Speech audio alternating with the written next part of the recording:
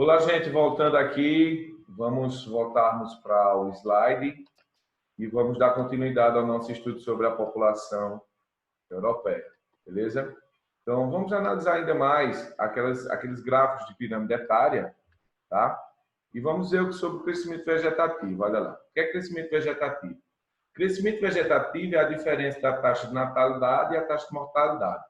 Você tem a taxa de nascido e a taxa de morte. A diferença entre os dois é o crescimento vegetativo, tá certo? Então, olha, o crescimento vegetativo, ele pode ser positivo, ele pode ser negativo, tá certo? Ele é positivo quando nasce mais gente do que morre. Ele é negativo quando morre mais gente do que nasce, tá? Então, os países ricos, observam esse pequeno crescimento vegetativo, resultado da pequena taxa de natalidade, das baixas mortalidade e da elevada expectativa de vida. Ou seja, as pessoas na Europa estão vivendo muito, com alto padrão de vida, mas os jovens estão deixando de ter filhos. E aí essa população tende a envelhecer. A Europa apresenta os menores índices de crescimento vegetativo entre os continentes. Então, a Europa pode passar, sim, por um problema de baixa da população. A população, claro, ninguém vai viver para sempre, né? Todo ser humano é mortal. Então, mesmo aumentando o padrão de vida, melhorando a qualidade de vida, vai chegar um momento que o idoso vai morrer. E, nesse caso, os jovens, eles têm que se atenarem que a população ela pode definhar, ela pode se acabar. Então, por isso, ao longo do tempo, a pirâmide etária vem estreitando sua base, tá certo? Então, vamos lá. Então, as condições de educação, de informação e os padrões do mundo capitalista desenvolvido fazem com que tenha baixa taxa de natalidade. Por quê, professor? Vamos lá. Primeiro, os jovens estão tendo casamento muito tardio, tá? Segundo, essas pessoas vivem na cidade, então o padrão de vida da cidade modificou. As pessoas não precisam de ter grande quantidade de filhos, tá? Isso era muito comum na zona rural, porque quem vive da zona rural precisaria mais de mão de obra, tá certo? Então, os padrões de vida também, olha, outra coisa, os métodos contraceptivos, que são os anticoncepcionais, a mulher foi inserida no mercado de trabalho, logo ela não tem tempo para criar filho. Então, essas situações fez com que houvesse essa baixa. Algumas especificidades europeia. Segundo o Banco Mundial, 2 dos 10 países que têm as maiores taxas de ensino superior está na Europa. Veja o padrão de vida desse povo, tá? Segundo a FNUAP, os países europeus estão entre os primeiros colocados em uso de anticoncepcional. Então, por isso, vai caindo a taxa de natalidade. O ensino superior, quem tem ensino superior está inserido no mercado de trabalho, não tem tempo de criar filho. Dados de 2005 e 2010 da ONU comprovam a baixa natalidade. A Europa, ela tem a taxa de crescimento de 0,4%, isso é muito baixo. Segundo a ONU, para se ter, para manter essa população, é necessário 2%. 2%. Então está muito baixo.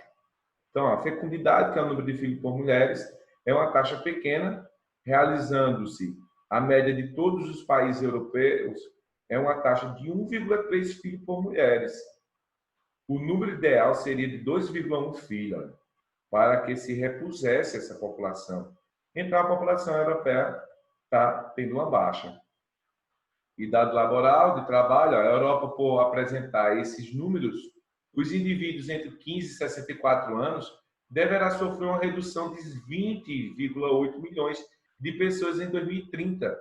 Então, essa redução vai gerar problema econômico, porque a população economicamente ativa, que é a PEA, está diminuindo. Então, isso vai afetar o PIB e bem também a Seguridade Social, que é a população idosa. Como assim, professor? Vou voltar aqui à pirâmide só para vocês analisarem. Ó, essa parte aqui azul é a população economicamente ativa. São aqueles que são ativos e que sustentam os idosos e sustentam a base, que são os jovens. Eles quem trabalham, eles quem fazem a indústria movimentar, quem paga impostos, tudo mais, para que se pague a aposentadoria e que sustente essas pessoas que são inativas, tá?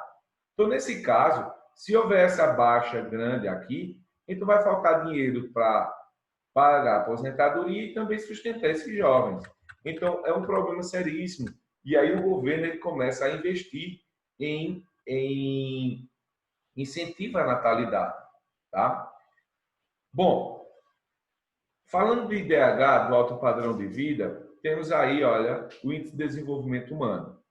Tá? É observado educação, saúde e renda, e nem todas as nações europeias apresentam as melhores condições. A gente disse ainda agora que existe uma disparidade entre esses países. Mas vocês percebem aqui, ó, nessa tabela, onde tem os maiores IDHs, aliás, está aqui as colocações de alguns países europeus. A Noruega, né, esse é um dado de que ano? Deixa eu ver, 2013. Isso pode variar, tá? Então você tem aqui, ó, a Noruega com 0,944. Vale salientar o seguinte, gente, que é assim, é um método Gini, quanto mais próximo de 1, é mais alto. Então você tem a Noruega, a Austrália já não é na Europa, mas a Noruega é. Suíça está na Europa, é a terceira maior. Holanda na Europa, Estados Unidos não é. Alemanha na Europa, Nova Zelândia não é. Canadá não é. Singapura não é. Dinamarca é na Europa. Veja, entre os 10, a gente já tem aí vários países europeus, tá?